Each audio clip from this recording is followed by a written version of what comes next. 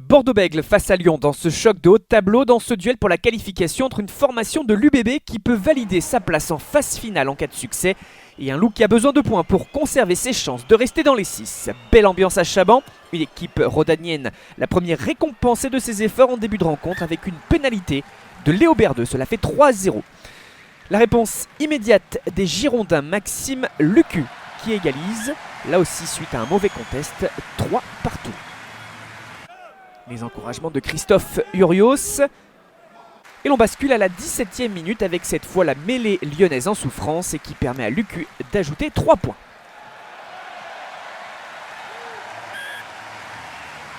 Et un premier acte malgré tout fermé. Et on le voit au moment de rentrer au vestiaire, le score n'a pas évolué, 6-3 pour l'UBB.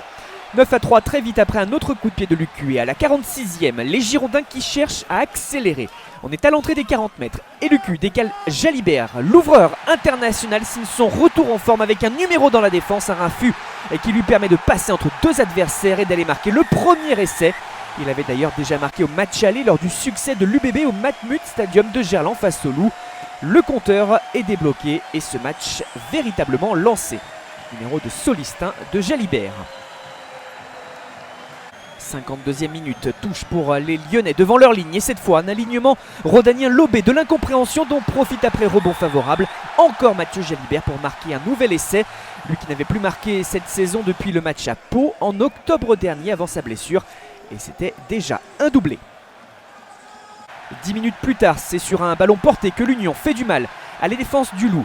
Une avancée constante et c'est le talonneur Clément Ménadier qui est à la finition pour ce qui est déjà l'essai du bonus offensif. Gros travail des avants. Et pour Ménadier, son deuxième essai de la saison à titre personnel.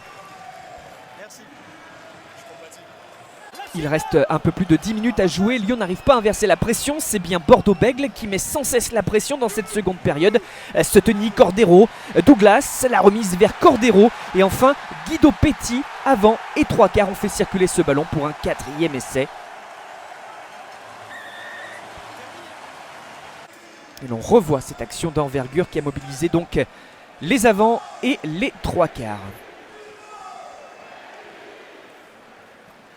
74e minute maintenant, l'UBB caracole en tête avec une touche à jouer sur les 5 mètres. Un alignement propre et une nouvelle situation de ballon porté. Les avants dominateurs. Bras levé de Monsieur Trémini, avantage en cours. Et des avants qui terminent une fois de plus derrière la ligne. 5e essai des Bordeaux-Bègles. Ben Tameifuna la conclusion. Et avec ce succès, un Bordeaux qui valide une place en phase finale, une grosse rage collective. Il reste encore quelques instants à jouer dans cette partie. Le Loup qui sait qu'il va repartir bredouille et qu'il devra batailler lors de la dernière journée pour se qualifier. Ça pousse tout de même près des lignes pour sauver l'honneur. Les libérations sont plus rapides.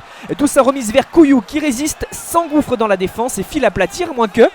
Regard suit derrière aussi, un arbitrage vidéo. Et l'on voit sur cette finition que Dubié se jette de manière irrégulière sur le demi de mêlée lyonnais pour l'empêcher de conclure. La faute a été vue. Et c'est un carton jaune pour l'arrière girondin. Et en conséquence, un essai de pénalité en faveur des Rhodaniens. 42-10. Une situation qui ne change rien. L'Union Bordeaux-Bègles s'impose donc avec le bonus offensif face au Loup et se rassure après des semaines compliquées. Lyon voit sa belle dynamique freiner en Gironde.